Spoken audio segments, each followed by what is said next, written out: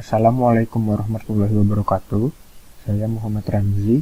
Di sini saya akan mempresentasikan atau menjelaskan jawaban UAS mata kuliah pengembangan aplikasi berbasis Rapid saya. Jadi, untuk menjawab soal nomor 1 yaitu nama software projectnya apa saja. Jadi yang pertama ada pembuatan software POS untuk outlet HOI Jakarta. Ini menggunakan metode Extreme Programming. Kemudian yang kedua ada pembuatan aplikasi berbasis website untuk CV Mitra Bintang Nusantara, yaitu perusahaan kargo yang masih merintis. Jadi sumber daya manusianya masih sedikit. Dia belum punya orang IT, jadi di sini dibuatkan websitenya menggunakan metode DSDM. Kemudian yang ketiga, pembuatan website untuk perusahaan yang sama, tapi di sini menggunakan metode Scrum. Oke, jadi yang pertama soal nomor 2 yaitu tahapan pengerjaan yang dengan menggunakan metode Extreme Programming. Di sini yang pertama itu ada planning. Jadi di planning ini kita cari tahu yaitu software seperti apa yang user mau. Jadi di sini mau softwarenya kayak gimana, ini dicari tahu di sini, yaitu di planning. Ada identifikasi masalah yang pertama, yaitu mengobservasi. Di sini dilakukan dengan cara wawancara untuk mengidentifikasi permasalahan apa yang saat ini dihadapi oleh usernya. Jadi di hasilnya ini, yang pertama ada tidak efisien dalam melakukan input data barang, kemudian membutuhkan waktu yang lama untuk membuat laporan keuangan, kemudian yang ketiga masih sering terjadi kesalahan saat perhitungan transaksi. Nah, selanjutnya setelah identifikasi masalah, di sini ada analisa kebutuhan. Pada analisa kebutuhan ini, kita mencari tahu atau mendefinisikan kebutuhan fungsional dan non-fungsional dari untuk pembuatan aplikasi yang akan kita kembangkan. Jadi di kebutuhan fungsional ini yaitu kebutuhan sistemnya, yaitu di sini ada 3 hal yang utama untuk manajemen transaksi, manajemen stok barang, dan manajemen laporan. Kalau manajemen transaksi di sini yang punya peran yang itu adalah petugas kasir. Harus bisa menginput data penjualan, mengubah, menghapus, kemudian melihat total harga barang dan mencetak stok barang. Kemudian selanjutnya di manajemen stok barang itu yang punya peran adalah petugas gudang. Jadi petugas gudang dapat menambah, mengubah, dan menghapus data barang. Selanjutnya untuk manajemen laporan, usernya itu pemilik outlet. Nah, pemilik outlet ini harus bisa melihat laporan keuangan, melihat stok barang di gudang, kemudian mencetak laporan keuangan dan mencetak stok barang di gudang. Kemudian selanjutnya setelah kebutuhan fungsional ada kebutuhan non-fungsional. Website ini harus atau software ini harus user friendly. Kemudian waktu loadingnya ini harus cepat. Jadi cepat dalam waktu tunggu pengaksesan, kemudian keamanannya harus baik. Kemudian program ini harus mudah dipahami. Kemudian harus mudah dioperasikan dan diberikan validasi untuk mengurangi kesalahan pendataan. Maksudnya kalau kita klik submit data setelah mengisi data, akan ada prompt validasi yang muncul, misal apakah yakin mengisi data yang seperti ini. Jadi diberikan step tambahan untuk meyakinkan si pengisi data ke dalam sistem. Kemudian selanjutnya analisa untuk kebutuhan sistemnya, yaitu ada petugas kasir diharapkan login terlebih dahulu. Kemudian ketika ada transaksi, petugas kasir akan mencatat kodenya. Kemudian petugas kasir memasukkan barang yang dibeli. Nah, ini semua adalah hasil analisis kebutuhan sistemnya. Kemudian selanjutnya ada rancangan penjadwalan. Tahap kemudian perencanaan penjadwalan ini dibuat pakai Microsoft Project. Dibuat ini berdasarkan hasil wawancara yang di tahap sebelumnya tadi. Kemudian di sini disusun rancangan penjadwalannya seperti ini. Nah, setelah aktivitas planning tadi, ada aktivitas desain. Jadi di desain ini lakukan pemodelan aplikasi. Yang pertama di sini kita memodelkan UML-nya. Ini ada use case diagram dan activity diagramnya. Untuk activity diagramnya sesuai kebutuhan, yaitu ada untuk kasir, outlet, pemilik outlet maksudnya, kemudian dan tugas gudang. Selanjutnya ada pemodelan mockup. Ini mockup aplikasinya seperti ini nantinya. Nah, kemudian di sini aktivitas pengkodaan atau pengembangan aplikasinya di sini dijalankan programmingnya. Nah, ini tampilan halaman login yang jadi seperti ini.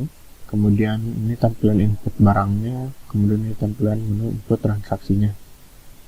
Kemudian setelah coding tadi ada aktivitas testing. Nah, di sini dilakukan testing dengan menggunakan metode black box. Ini skenario-nya, kemudian yang di sebelah kanan ini adalah hasilnya. Di sini bisa dilihat.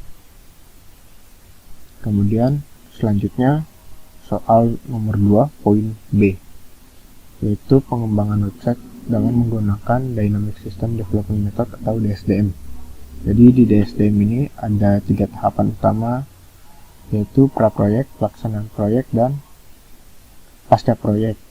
Nah, di pra-proyek ini tim pengembang atau development timnya ini menentukan hal yang diperlukan untuk pengembangan aplikasinya, yaitu pertama mereka maksudnya menentukan role pekerjaan, kemudian di sini merancang penjadwalan dan biayanya, kemudian yang ketiga identifikasi masalah. Jadi masalah apa yang ingin diselesaikan ini diidentifikasi di tahapan pra-proyek. Kemudian di tahapan kedua yaitu pelaksanaan proyek. Pada tahap ini ada 5 sub tahap, yaitu yang pertama ada studi kelayakan.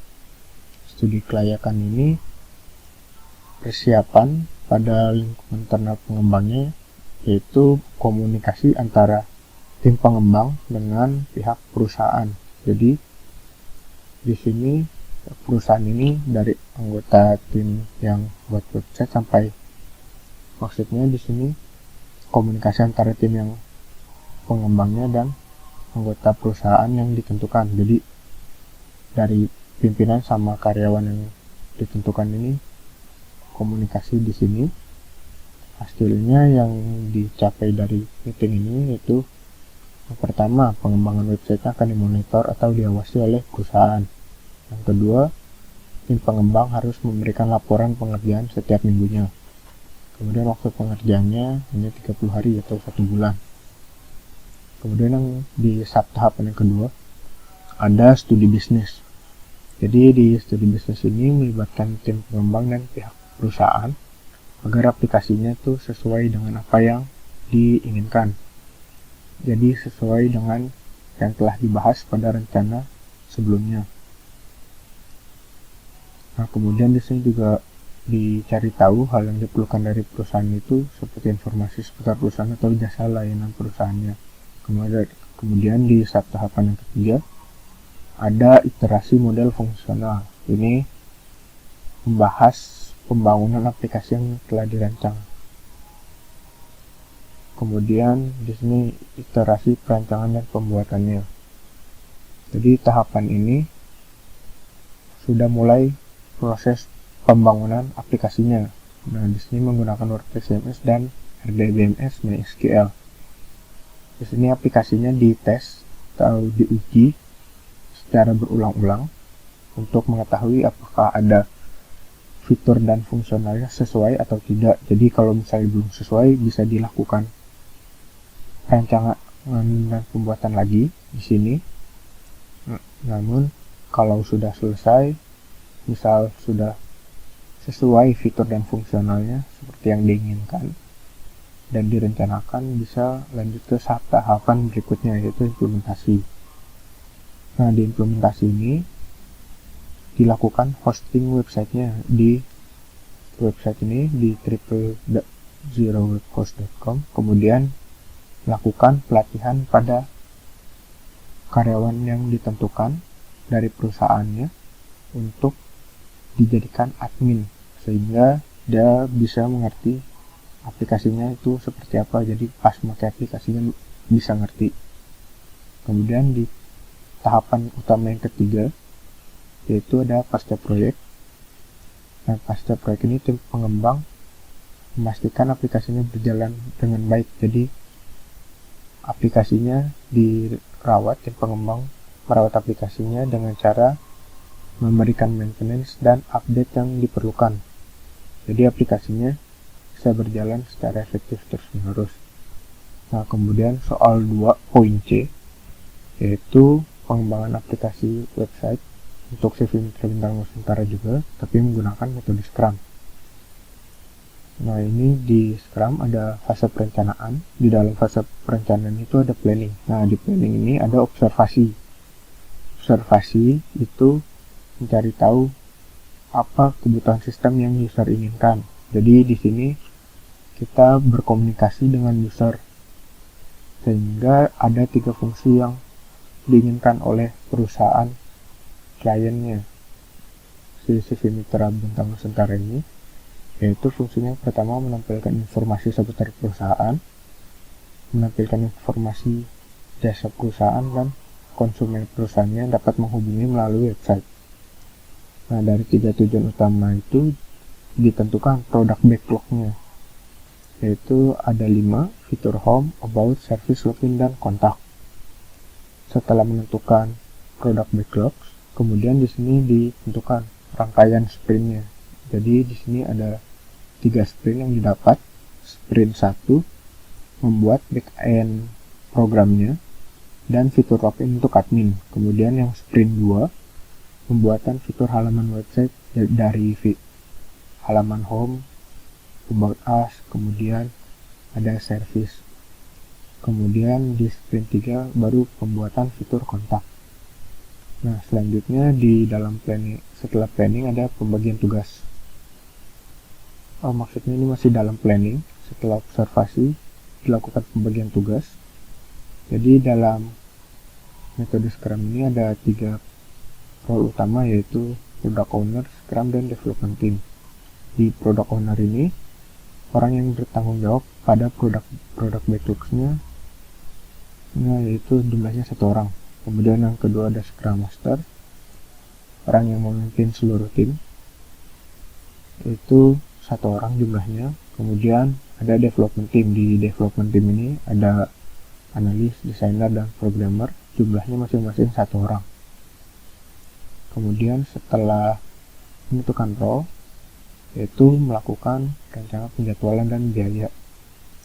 Nah, ini penjadwalannya seperti ini, kemudian ini rencana biayanya. Nah, setelah planning tadi, mulai masuk ke fase atau tahap sprint. Jadi setelah tahap fase perencanaan masuk ke sprint. Nah, di sprint ini ada yang pertama, saat tahapannya itu ada planning. Jadi di sprint 1 karena dia membuat sisi backend website dan fitur login, maka merencanakan tentang hal tersebut. Kemudian yang kedua, saat tahapan yang kedua ada desain. Di desain ini ada UML, use case diagramnya seperti ini, kemudian class diagramnya seperti ini, kemudian setelah UML ada mockup. Ini mockupnya seperti ini. Kemudian setelah desain ada tahapan build. Nah, pada tahapan build ini programmer membuat program, yaitu sisi backend dan login sesuai dengan desain dari tahap desain sebelumnya. Yaitu ada langkah-langkahnya di sini, prosesnya mulai dari masuk ke triple zero web host, kemudian sign up jika belum punya akun, kalau sudah punya langsung login. Kemudian di sini langsung masuk ke control panel hostingnya. Di sini buat profil websitenya, kemudian di sini masuk ke control panel websitenya. Kalau belum diinstal WordPress-nya, misal ini bisa pilih install WordPress di sini. Jadi Setelah klik install, kita akan membuat username dan password untuk admin. Nah, setelah selesai lakukan instalasi, ada seperti ini. Kemudian jika tidak sudah install WordPress-nya, kemudian hanya ingin menambahkan admin, ini bisa langsung dilakukan di database. Kemudian setelah itu kembali ke dashboard, akan ada tampilan seperti ini. Di pojok kiri atas kita klik view site, kemudian login menggunakan akun admin yang sudah dibuat. Nah, ini maka sudah masuk ke tampilan dashboard dan sisi backend dari websitenya. Jadi di sini sudah bisa melakukan konfigurasi website dan lainnya. Setelah membuat tahapan build tadi, kita lanjut ke tahapan testing, yaitu melakukan pengetesan akses backend dan fitur login untuk adminnya. Caranya mirip seperti tadi, yaitu masuk ke 000 webhouse, kemudian login, masuk ke control panel, kemudian ke dashboard panel, login ke websitenya, kemudian ini masuk ke dashboard. Setelah testing, maka dilakukan review. Setelah lulus di tahapan review ini dilakukan oleh product owner, scrum master, dan development teamnya. Kemudian aplikasinya di deploy, yaitu meluncurkan aplikasi dengan fitur yang sudah ditentukan. Kemudian setelah tahapan deploy dari sprint 1, kita langsung masuk ke sprint 2, yaitu tahapannya seperti tadi, cuma beda apa yang ingin dikembangkan di aplikasinya. Di sprint 2 ini fitur-fitur front end-nya dibuat, yaitu home, about, service. Ini desain juga sama, membuat UML dan mockup. Jadi UML-nya seperti ini, use case dan class diagramnya, kemudian ini mockup-nya seperti ini. Kemudian selanjutnya seperti sprint 1, kita lakukan tahapan build lagi. Langkah awalnya sama, yaitu login. Setelah masuk ke dashboard, ini bisa kita pilih tema yang ingin dipakai, kemudian ke menu pages untuk membuat halaman-halaman websitenya. Kemudian ini kita bisa edit websitenya lagi. Setelah selesai, kita klik publish, ada di sini. Setelah tahapan build, kita testing lagi seperti tadi dengan cara melakukan edit website oleh admin, kemudian setelah itu lakukan mengunjungi website dari sisi admin dan sisi pengunjung. Nah, ini testing masuk ke dashboard oleh admin, kemudian di sini masuk ke mengunjungi website.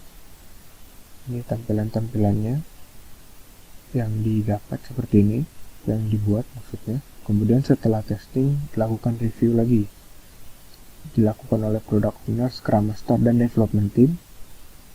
Jika lulus, maka di deploy.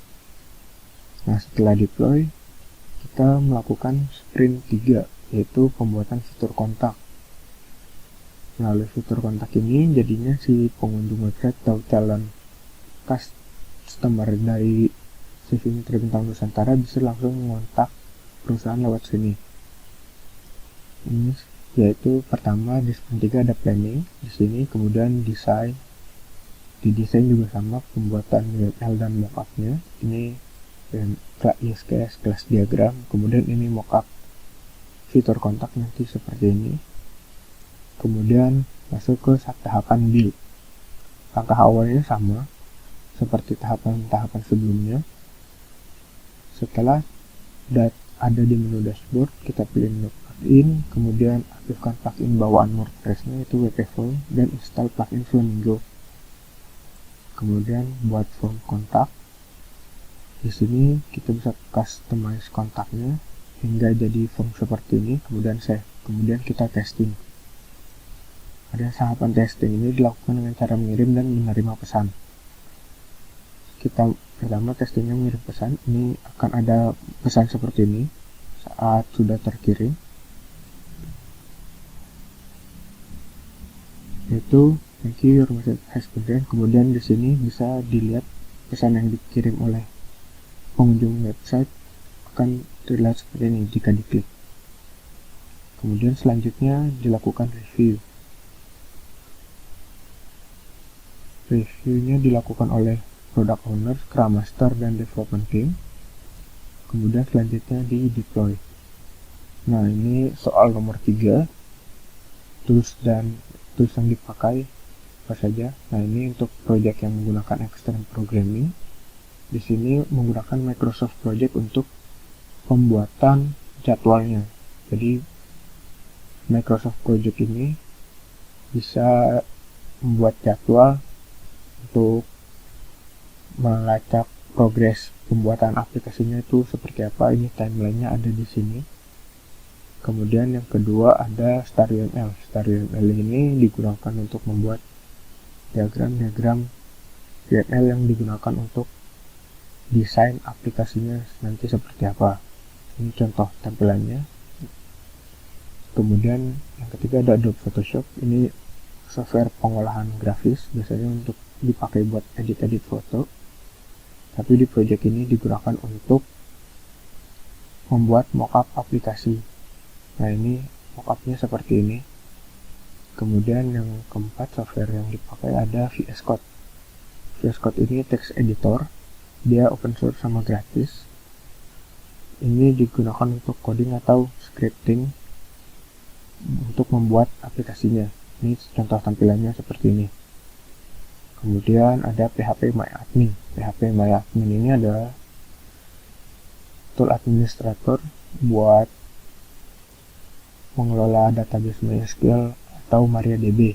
Tapi yang dipakai di project ini adalah MySQL. Contoh tampilannya seperti ini.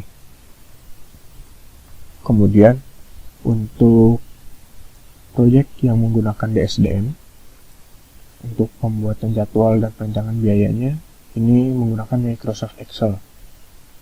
Di sini juga bisa seperti Microsoft Project tadi untuk membuat jadwal, kemudian melacak progres aplikasinya itu pengembangannya udah sampai mana. Ini bisa dilihat di sini.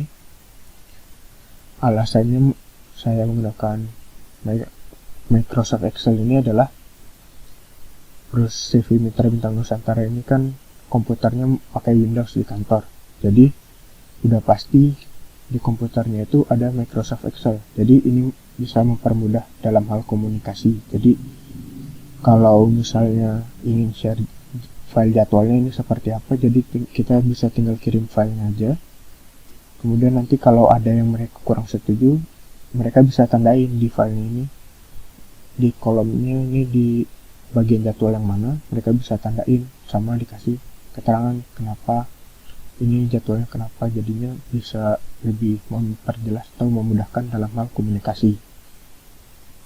Kemudian selanjutnya ada creative.com. Ini digunakan untuk membuat diagram-diagram UML seperti use case di sini contohnya, dan class diagram seperti ini. Tampilannya dia berbentuk website, kemudian bisa digunakan dengan gratis. Jadinya bisa menghemat biaya dan resource komputer. Jadinya bisa menghemat biaya dan tenaga atau waktu. Kemudian di sini untuk pembuatan mock-up-nya menggunakan Balsamiq Wireframe. Jadi Balsamiq Wireframe itu software untuk mendesain atau memodelkan user interface aplikasi. Software ini mudah digunakan sehingga ini lebih mempercepat dalam melakukan desain untuk aplikasinya, sehingga dapat menghemat waktu dalam pembuatan aplikasi. Kemudian di sini ada WordPress CMS. Ini yaitu content management system yang bisa digunakan untuk membuat website. Jadi di dalamnya itu udah ada plugin dan tema yang bisa digunakannya. Dan kemudian dia ini gratis, jadinya dalam pengembangan aplikasi bisa lebih mempercepat pembuatannya, jadi bisa menghemat waktu dan menghemat biaya yang dikeluarkan untuk pengembangan aplikasi ini. Selanjutnya untuk database-nya menggunakan MySQL. Dia ini kan MySQL ini database yang bisa digunakan dengan gratis, kemudian mudah digunakan dan lebih mudah dipelajari dibandingkan RDBMS yang lain dan lebih umum digunakan. Sehingga jika terjadi error dalam pengembangan dan development timnya sendiri bingung, bisa melihat ke internet untuk tutorial atau troubleshootingnya gimana. Kemudian yang keenam ada 000webhost.com. Dia ini penyedia layanan hosting yang menyediakan layanan hosting gratis. Jadi untuk pengembangannya bisa lebih menghemat biaya untuk hosting web aplikasinya sendiri. Nah, kemudian selanjutnya soal nomor 3.c, ini tools yang digunakan untuk mengembangkan aplikasi dengan metode Scrum. Mirip seperti yang di DSDM, ini menggunakan Microsoft Excel untuk perancangan jadwal dan biayanya. Alasannya juga sama seperti tadi, untuk memudahkan komunikasi. Kemudian creatly.com untuk pembuatan UML-nya. Alasannya juga sama seperti sebelumnya, ini Balsamiq Wireframe untuk desain UI-nya. Contoh tampilannya seperti ini. Kemudian ini ada WordPress CMS. Kemudian selanjutnya ada MySQL. Jadi ini mirip toolsnya seperti yang digunakan di DSDM. Kemudian hostingnya juga di www.webhost.com. Nah, sekian jawaban UAS pengembangan mata kuliah aplikasi berbasis Rapid saya. Terima kasih. Wassalamualaikum warahmatullahi wabarakatuh.